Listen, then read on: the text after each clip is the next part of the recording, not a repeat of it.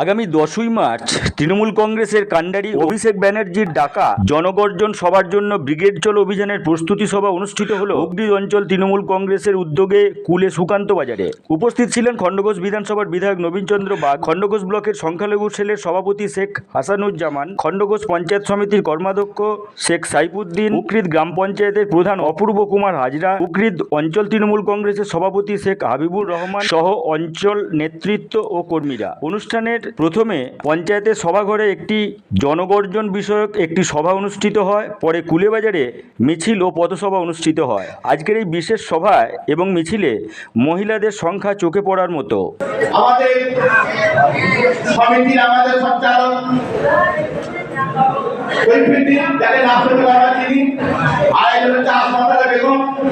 আমার পঞ্চায়েত সদস্য থেকে শুরু করে সবার করে রয়েছে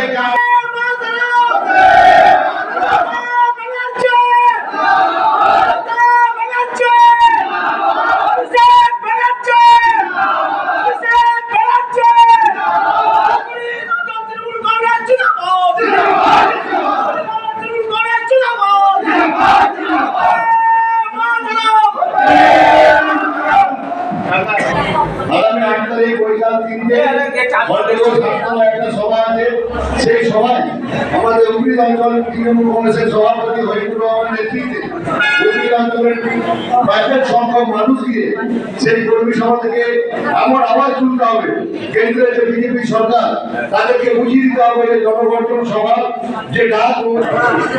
আমি আপনাদেরকে বলছি, আমাদের যারা অভিভাবক তারা এই মিছিলে বসে আছেন, ওদের সামনে আছেন, যারা আমরা সামনে বসে আছেন, সেই গানটা আমাদের যারা বয়স্ক লোক আছেন, যারা বাউল সঙ্গীতের সঙ্গে যুক্ত আছেন, যারা গান বাজনা ভালোবাসেন, সেই গানটা হচ্ছে চাঁদের গায়ে চাঁদ লেগেছে আমরা ভেবে পড়বো। তাহলে আমরা আজকে উকৃত অঞ্চলে এসে দেখলাম যে আজকে সত্যি করি চাঁদের গায়ে চাঁদ আপনারা লাগিয়ে নিয়েছেন।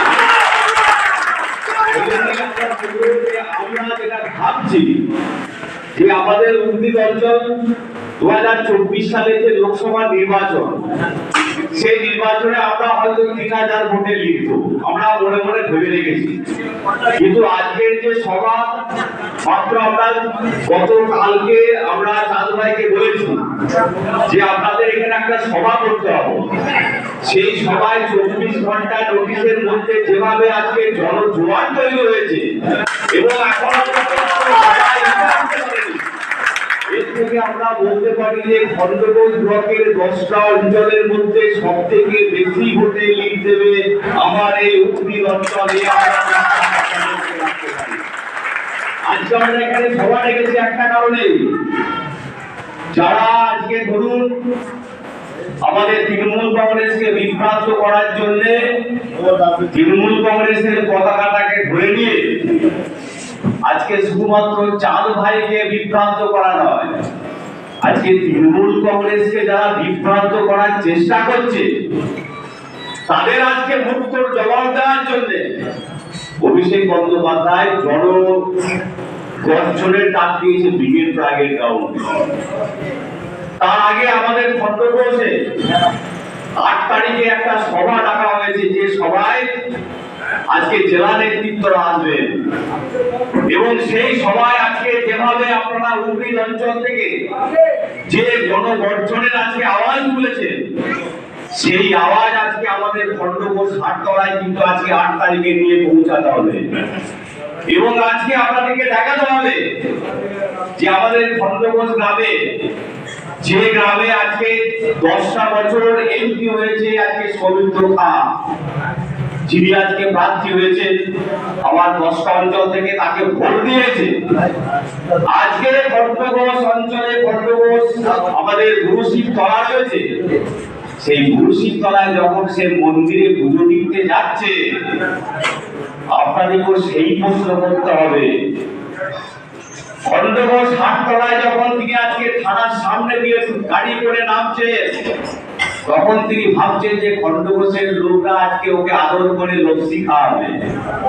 আজকে যারা আমার টোটো চালক টোটো চালাচ্ছিলেন, তারা আজকে প্রশ্ন করেছে, ওই বন্ধু তুমি আজকে 10টা বছর এমপি হয়েছো, তোমার আজকে মনে করলো যে খন্ডগোসে একজন পুলিশি চালানোতে শিবের কাজে লাগছে, ওখানে পুজো দিতে হবে। তুমি তো যে রাস্তা দিয়ে যাচ্ছ, ঢালাই রাস্তা, তোমার গাড়ি গড়গড় করে ছুটছে, কে করেছে? আজকে মুখ্যমন্ত্রী মমতা বন্দ্যোপাধ্যায়ের পথশ্রী রাস্তার মধ্যে দিয়ে তুমি আজকে গাড়ি নিয়ে আজকে সবুজ লাইট জ্বালিয়ে চলে যাচ্ছ পুলিশির তলায় পুজো দিতে।